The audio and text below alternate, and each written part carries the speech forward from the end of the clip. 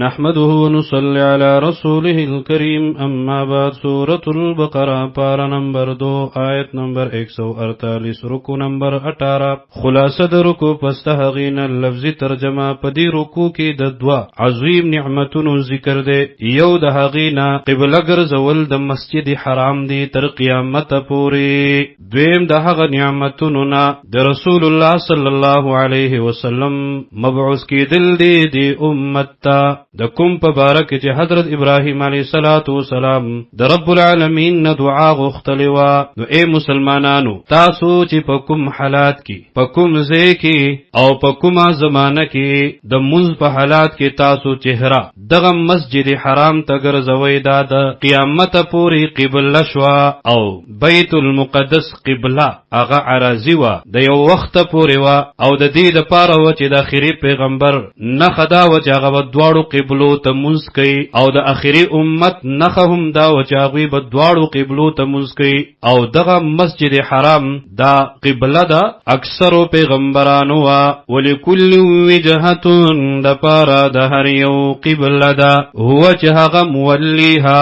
مخ ګرځونکی دی هغې ته په منځ کې ترغیب دی فاستبقوا الخیرات تلوار وکړئ تاسو کارونو د نیکو ته این سره تخویب بیانیږي اینما تکونو چرته چې تاسو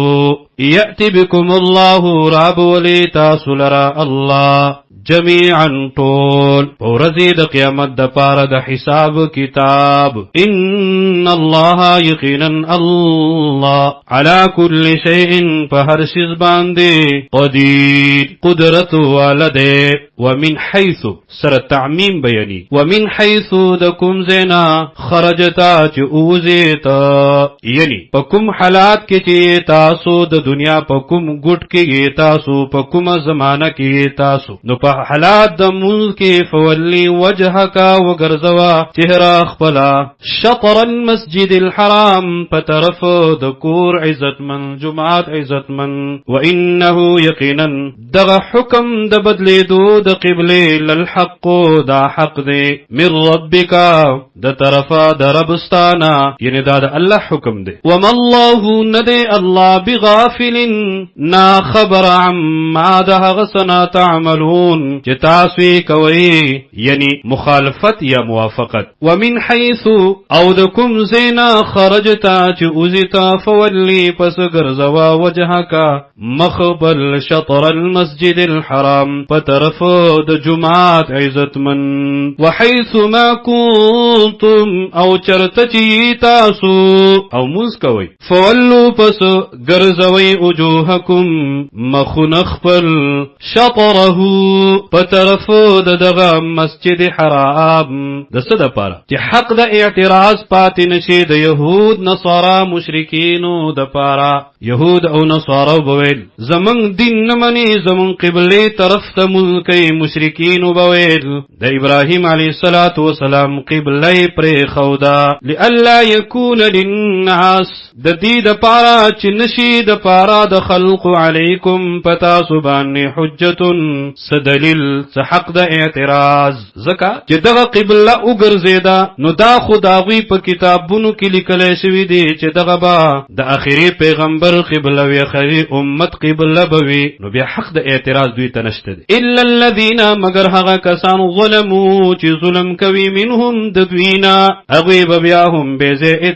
اعتراضات کوي فلا تخشوهم پس موریږي د دوینا په حکم د تحویل د قبله کې وخښونی ویریږي زمانہ په پرې خودو د حکم زما کې حکم د الله داده چې قبله ستاسو د پاره همیشه د پاره دغه مسجد حرام دی او دا ځکه ستاسو د پاره قبله وګرځوله ولی اتم د پاره د دې چې پوره کړم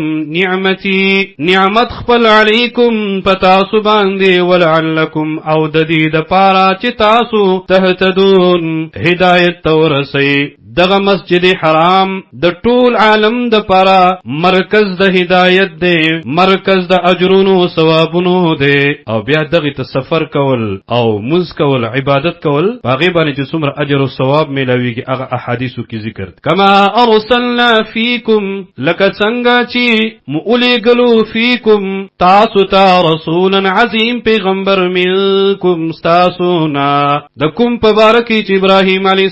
السلام دعا غوښتلې وا. د دویم نعمت ذکر دی. یتلو لولیبا علیکم پتاسو باندې